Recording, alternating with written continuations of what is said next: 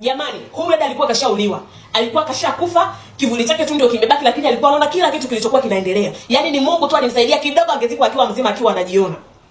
Huyu binti ametoka kwenye kijiji ambacho kulikuwa hakuna mtu ambaye anafika elimu ya juu. Yaani kulikuwa hakuna mtu ambaye anaenda chuo, hakuna mtu ambaye anafanikiwa. Wengi wao wanazaliwa tu pale, wanakulia pale, wanaishia kwenda kwenye kilimo, wanaolewa, wanaishia hapo kijijini. Yaani inajulikana kabisa ni binti ashakisha miaka 15 anatakiwa aolewe.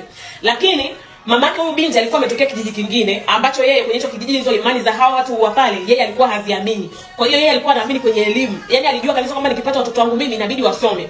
Kwa hiyo hasa huyu binti alipozaliwa katikati ya watoto watano ambao wengine wote ni wa kiume na wa kike, mamake alitaka asome. Kwa hiyo mamake alikuwa anamkazania sana kwenye elimu. Hata ile kutembea na watoto wa pale kijijini kuongozana siku kwenda kuokota kuni kuchota maji kufanya nini alikuwa hataki. Alikuwa anamwambia kaka zako atafanya kwa sababu wao ni wanaume, kazi nyingine utafanya mimi, lakini unatakiwa usome. Kwa hiyo mamake alimkazania sana. Na hiyo hali pale kijijini ikawa imeleta ugomvi. Kwa sababu ni kama anafanya vitu ambavyo pale kijijini havipo, ni kama anapingana na mila na tamaduni za pale kijijini. Lakini mama yao akamwambia hapana. Mbona kuna watu wakubwa tunawasikia ni wanawake huko na wanafanya vitu vingi? Mbona wanaume wanasoma wanafikia stage za juu, kwa nini watoto wake wasitume wakafikia stage za juu? My dear, mamake akapambana mpaka akafikia form 6, akapambana mpaka akaja chuo. Na anakuambia wakati anaishi pale kijijini alikuwa anajua kabisa kwamba yani macho ya wazee, macho ya watu pale kijijini, yani ni macho yote yapo kwake. So, katika hao watoto watano, kaka yake mmoja akaja kuwa mchungaji kwa sababu yeye huyu mtoto ndio wa mwisho. Kaka yake mkubwa ni mchungaji. Alikuwa amesafiri, amesoma huko nje, akawa amekuwa mchungaji hivyo.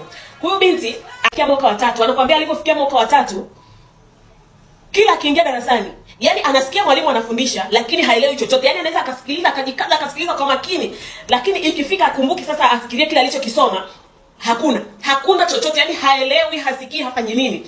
Na moyo wake ukawa unamtuma kabisa, yani roho inamtuma kabisa kwamba acha shule. Sasa kwa sababu yeye mwenyewe anajua passion yake tangu mwanzo, akawa anampigia mamake simu, anamwambia mama, kuna 1 2 3 inanikuta sielewi. Wakawa wanaomba na mamake. Wanaomba, anampigia simu kakake ambaye yuko nje, wanaomba hivyo, wakawa wanaomba, lakini bado haelewi.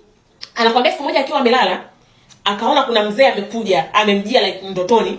Anamwambia wewe, mamako amejifanya jeuri na wewe umejifanya jeuri, yani familia yenu nyie imekeuka utamaduni wa kijiji, imekeuka utamaduni wetu sisi, na maanisha sisi hatuna akili au hatutaki watoto wetu waende mbali, hiyo ndio mnajifanya nyie, wewe unatakiwa uende mbali, haiwezekani kwenda popote. Huyo mzee akawa anamkimbiza. Amebeba fimbo, akawa anamnyoshia hiyo fimbo, anamkimbiza ni kama inatoa chicha, akawa anakimbia. Binti kimbia, akafika sehemu akadondoka. Alivodondoka akaamka. Anakuambia yani alipoamka alisikia maumivu, yani ile kwa sababu alidondoka kwenye usingizi akasikia maumivu, anaamka ile maumivu bado anaendelea, akasikia mwili ni mzito, hauendi, yani hawezi kusimama, anaona miguu inatoka jasho, mikono inatoka jasho, hawezi kusimama. Ikabidi ampigie mamake simu. Ni usiku, lakini anakuambia mamake jinsi, kwa sababu alikuwa anaongea na mamake, anamwambia jinsi mzozo unatokea kwa mamake, itinga tu usingizi alikuwa apati. Mamake akapokea simu, anamuuliza mwanangu nini? Akamwambia mama, nimeota 1 2 3. Sasa hivi siwezi kuinuka, siwezi kufanya chochote. Wakaomba na mamake, akaomba na mamake, lakini wapi? Mwili bado uko stiff, haufanyi chochote. Akamwambia tusubiri kesho tutajua inakuwaje. Ndio binti akakaa pale akawa anaomba nini, ikafika asubuhi mamake anampigia simu, anamuuliza vipi hali bado, akamwambia ndio hali bado sielewi chochote. Kwa sababu kaka zake wengine wako huku da, mama yao akawapigia simu akamwambia nendeni mkamchukue ndugu yenu mje naye nyumbani. Ikabidi binti aende akachukuliwe arudishwe nyumbani kijijini kwao.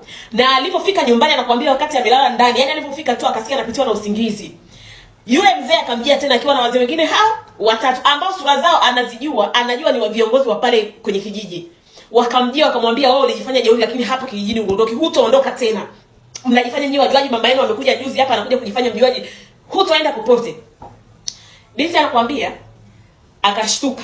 Aliposhtuka anajaribu kuinuka, hawezi. Kufungua macho hawezi. Kufanya chochote hawezi. Anasikia kila kitu lakini kufungua macho hawezi, kutingisha mwili hawezi. Akasikia mama yake analia. Jamani, mwanangu amekufa, John mumwangalia, amekuwa baridi. Anasikia watu wamekuja kumwangalia, hawezi kuinuka, hawezi kufanya chochote, hawezi kuongea. Wale wazee wakamchukua, wakaja wakamtokea kumwambia wewe kusha habari yako, wakamchukua, wakaenda naye, wakaenda kumfunga na kamba. Nyuma ya nyumba yao kuna mti wa mwembe, wakaenda wakamfunga na kamba za miguu, wakamfunga, wakamwacha hapo chini ya mti, wakamwambia wewe tunasubiri siku ya 3 tutakuja kukuchukua. Yani tunasubiri tu msiba wako ukishapita tunakuja kukuchukua. Sasa anakuambia wale wazee walikuwa wanamletea pumba, wanamletea maji, akawa anawauliza mbona mnamletea pumba? Wakawa wanamwambia mnamletea nani jeuri?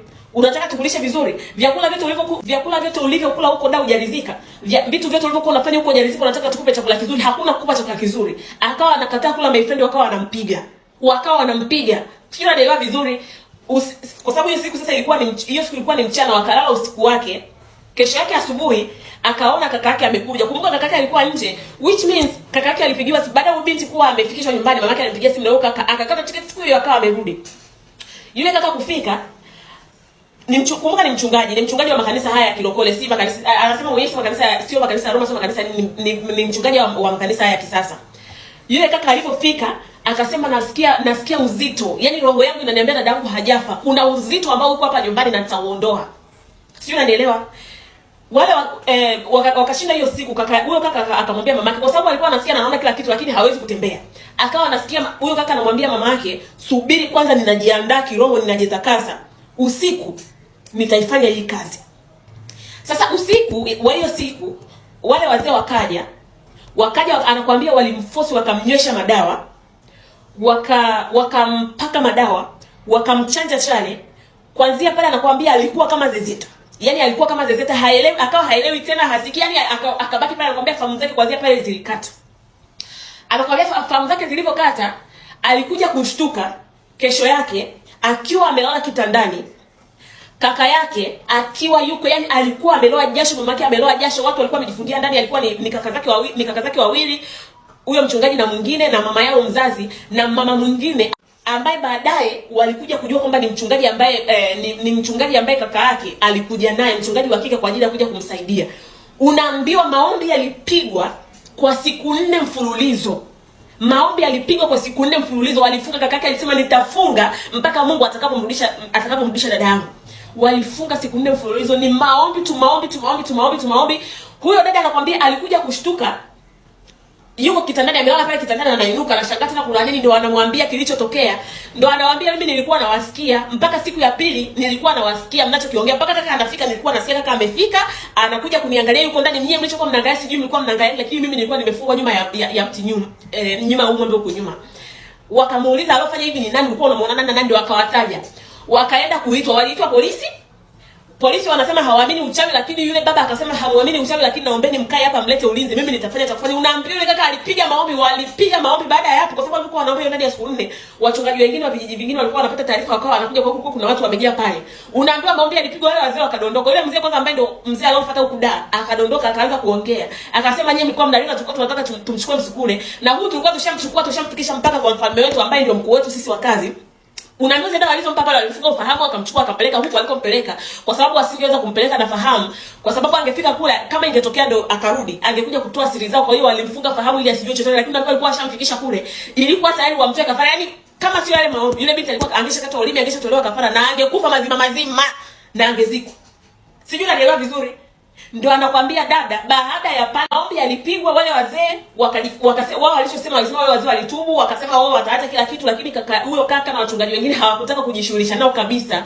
Ilibidi kaka yao awaondoe pale kijijini, amuondoe baba yake, mama yake na ndugu zake wengine, warudi huku waje wakae dada. Nakwambia walihamia huku mazima, wakaacha. Yani walipoondoka pale kijijini, ilibidi kaka yao akaache maangano na vifungo vyote pale kijijini, ili watoke kule waje wakae huku watane na yale mambo. Ndio anakuambia kwanza siku hiyo hajawahi kurudi tena mpaka leo yupo huku.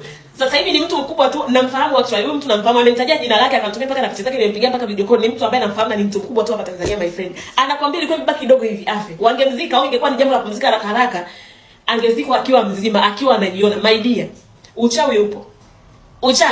Uchawi upo. Be careful my friend. Ha.